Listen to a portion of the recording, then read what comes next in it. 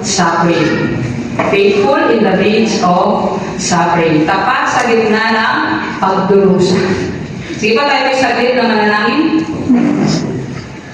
Dahil ang Diyos na makapangyarihan sa lahat, pinupuri at sinasamba ka namin.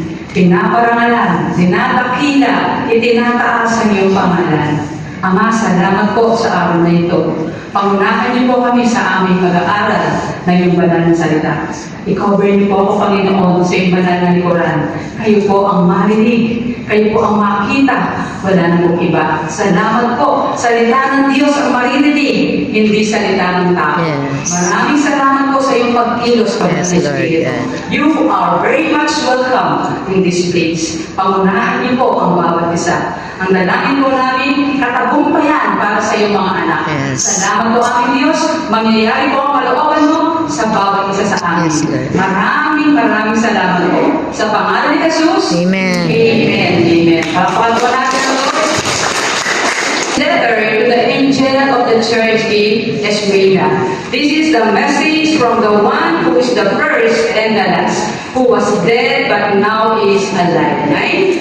I know about your suffering and your poverty, but you are rich. I know the blasphemy of those who oppose you. They say they are Jews, but they are not, because their synagogue belongs to Satan. Then, don't be afraid of what you are about to suffer. The devil will throw some of you into prison to test you. You will suffer for 10 days, but if you remain faithful, even when facing death, I will give you the crown of life. Wow! Naintindihan niyo ba kahit na English? Sige, Tagalogin ko po. Nasa Tagalog. Gusto nila ng nanay, Tagalog. Pahayag 2, 8 to 10. Isulat mo sa anghel ng iglesia sa Esmeralda, ito ang pinapasabi sa inyo ng simula at wakas, ang namatay at muli na buhay. Nalalaman ko ang mga kapighatian na dinaranas mo. Alam kong mahirap ka, ngunit ang totoo'y mayaman ka. Nalalaman ko rin ang mga paninirang puri sa iyo ng mga hindi tunay na Hudyo. Ngunit ang totoo, sila'y mga kampo ni Satanas. Hiniwalay ko po kasi mahaba.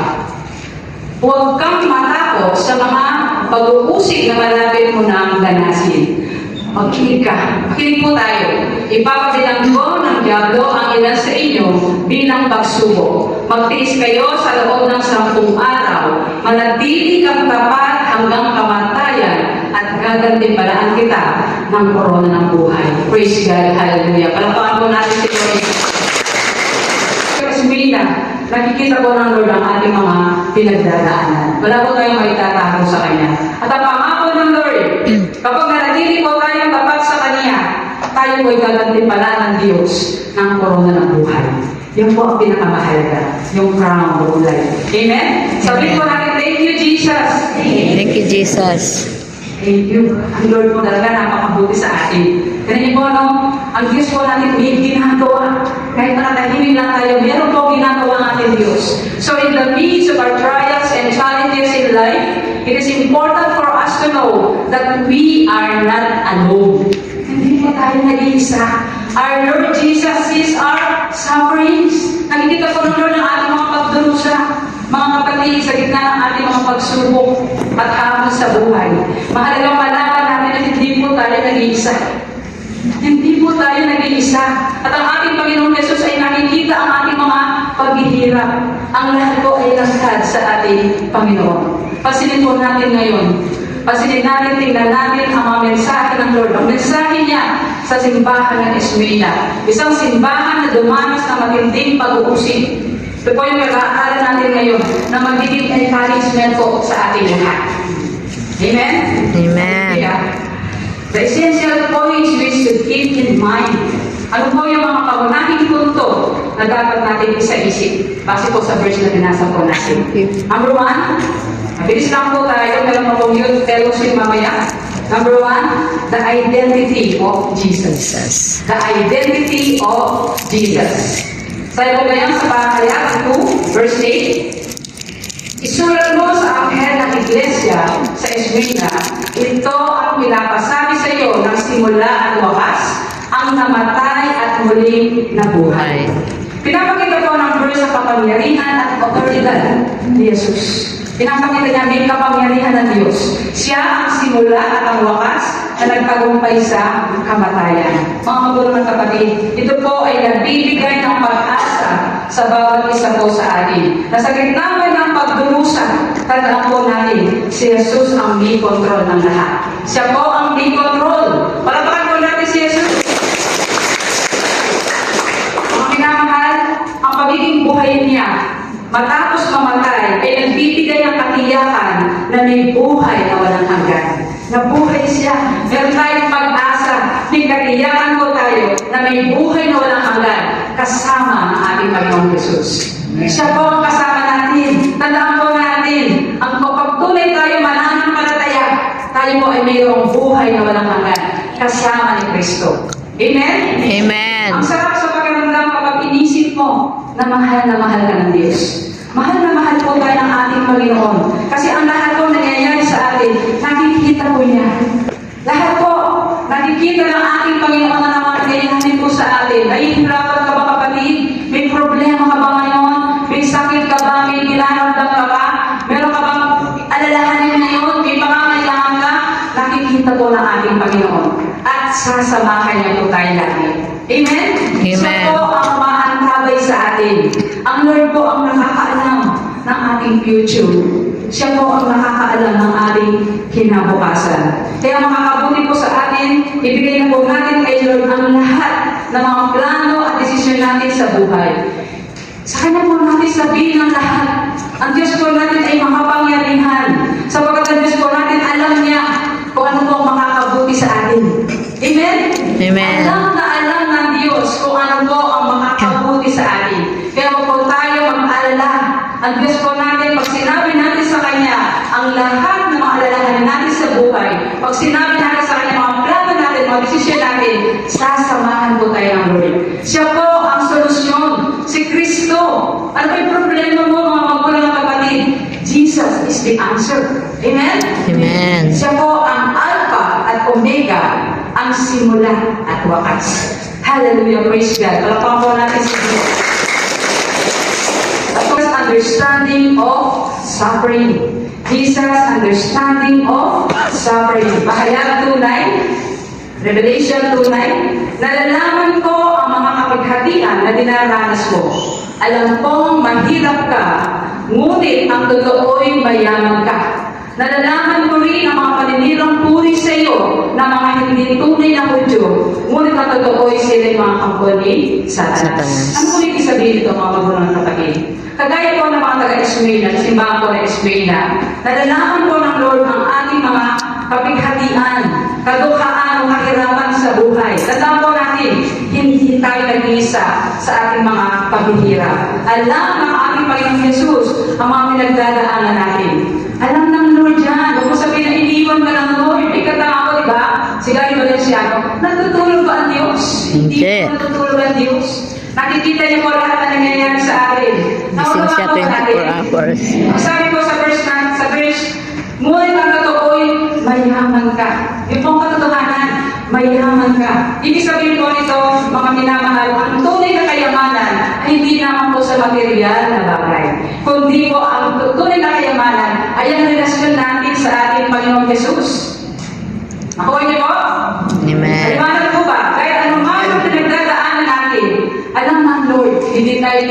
titigil sa pananampalataya sa Kanya.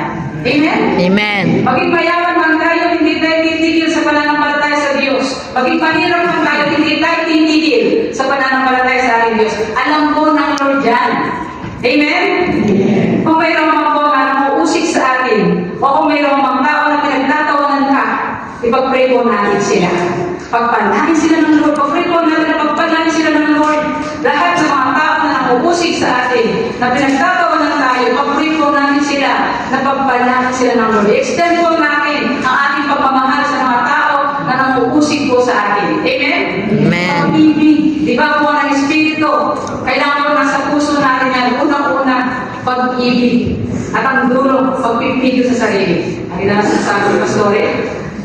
Pero yan po talaga ang dapat sa isang Kristiyano, ang problema sa kanya, ang bunga ng Holy Holy Spirit. Spirit. Amen?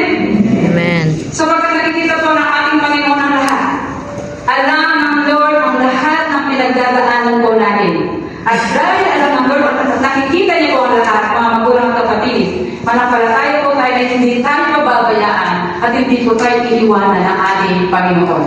Amen? Amen. Palakpakan po natin si Lord. Natin ngayon, the warning and encouragement. The warning and encouragement. Sige, sabayan niyo po ako. Huwag kang matakot sa mga pag-uusig na malapit mong danasin. Makinig ka. Makinig po tayo. Ipapabilang ko ng Diablo ang inasa inyo bilang pagsubok. Magtiis kayo sa loob ng 10 araw, manatili kang tapat hanggang kamatayan at gagantimpalaan kita ang korona ng buhay. Wow! Meron pong reward ang word. Kagaya ng mensahe sa mga taga-Esmina, hindi po tayo dapat matakot sa mga pag-uusig na ating nararanasan o mararanasan. Hindi po tayo dapat matakot. Ibig sabihin po, ang 10 araw ay simbolo ng limitadong panahon ng pagdurusa. Limitado lang po. Ibig sabihin po, dadaan ka lang sa pagsubok. Hindi naman magtatagal yan. Hindi ka mananatili sa pagsubok, kundi pansamantala lang ang pagsubok. Naunawaan po ba natin? Amen. Di po ba, alala ko nga po, no? Yung kinanta ng ating, sinabi ko kanina ng ating worship leader, no? Sa Book of Habakkuk, no? Chapter 3, verses 17 to 18. Sabi gano'n, kahit hindi mamunga sa iyo, narinig ko kanina sa kanya, kahit hindi po marinig, ay mamunga ang ubas, ang higos, at madilig, pamumunga ng olivo, sa iyo gano'n. At ikaw ay mahihirapan kung baga mawawala ang mga baka, mawawala ang mga baka.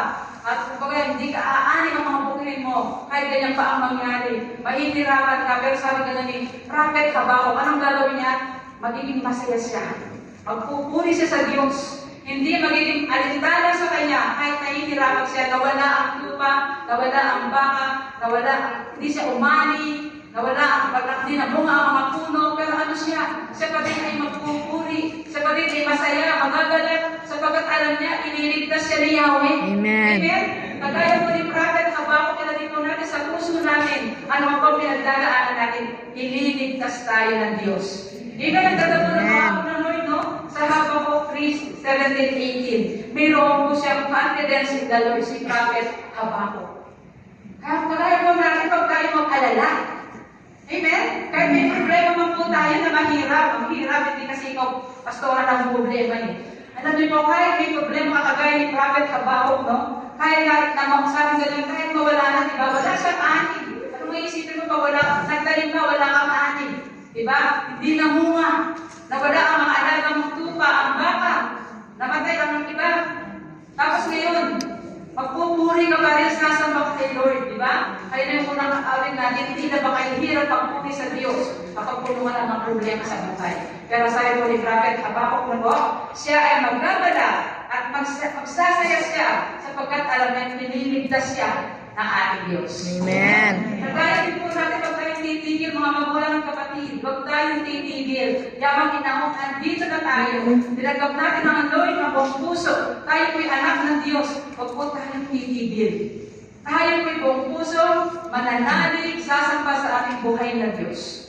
Amen? Amen. Ang ibig sabihin po, no, yung 10 araw sa verse na yan, tayo po ay dadaan lamang sa pagsubok at hindi po tayo mananatili. Kaya kung may problema ka, Pansamantalaan yan, mga magulang at kapatid. Hindi po yan magtatagal. Kaya nararapat po na mananatili po tayong maging matatag hanggang sa pagbalik ng ating Panginoon. At mayroon pong katiyakan na may nakalaan at nagtimpala sa lahat ng magtatagumpay. Palakpakan po natin si Lord. Lagi po natin isip na mayroon pong pangako ng korona ng buhay sa mga mananatiling tapat hanggang bukas. Ibig sabihin po, may nakalaan na tagumpay at karangalan sa mga tunay na mananampalataya. Sabihin po natin, God is good. God is good. Malakas na palakpak po sa ating buhay na Diyos. Let us not compromise our faith. Ano po ibig sabihin nun? Ibig sabihin po, manatiling tapat sa Diyos sa gitna ng mga pagsubok. Mga magulang at kapatid, huwag po natin ikompromiso ang ating pananampalataya. Ano ibig sabihin nun? Paano kung nagbigay sila ng ayuda? Example, Sunday, may tatanggap kayo ni 1,000. Magsisimba ba kayo? Yes. Uunahin natin ang loob, huwag natin i-compromise ang ating pananampalataya. Palakpakan natin si Jesus. Okay, next. Seek true wealth in God, not in materialities. Hanapin po natin ang kayamanan sa Diyos. Ang Diyos po natin mayaman. Ibibigay niya lahat na ating pangangailangan. Ano ba yung kailangan mo ngayon, mga magulang at kapatid? Lumapit po tayo sa ating Diyos na makapangyarihan. At bibigyan niya po tayo ng lahat. Sagana at hindi po siya nanunumbat. Next, be prepared for persecution and challenges. Jesus knows what we are going through and He is with us. Ano po ibig sabihin no? Mga minamahal, maging handa po tayo sa mga pag-uusig at mga hamon sa buhay. Alam ni Jesus ang ating mga pinagdadaanan at tandaan po natin, kasama natin ang Diyos. So kung nahihirapan ka ngayon, mga magulang kapatid, tandaan po natin, kasama natin ang Diyos. Hindi ka nag-iisa. Mayroon po ba dito na namumblema? Amen. Kasi po lahat tayo naniniwala ko may problema. Amen. Iba-iba lang. Ang sabi po sa ating pinag-aaralan, kasama natin ang Diyos. Amen?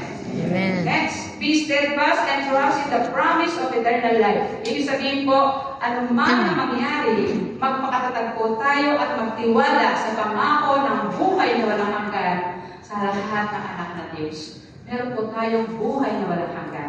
Pangako po ng Lord yan. Praise God. Napakabuti po ng ating Lord. Conclusion na po tayo. Revelation 2:11 sa ating pong conclusion, no? Dinusog po naman po yung verse. Yung Bible text po natin, pahayag 2:10. Ngayon po, 11. Ang lahat ng may pandinig ay makinig sa sinasabi ng Espiritu sa mga iglesia. Ang magtatagumpay ay hindi makakaranas ng pangalawang kamatayan. Wow!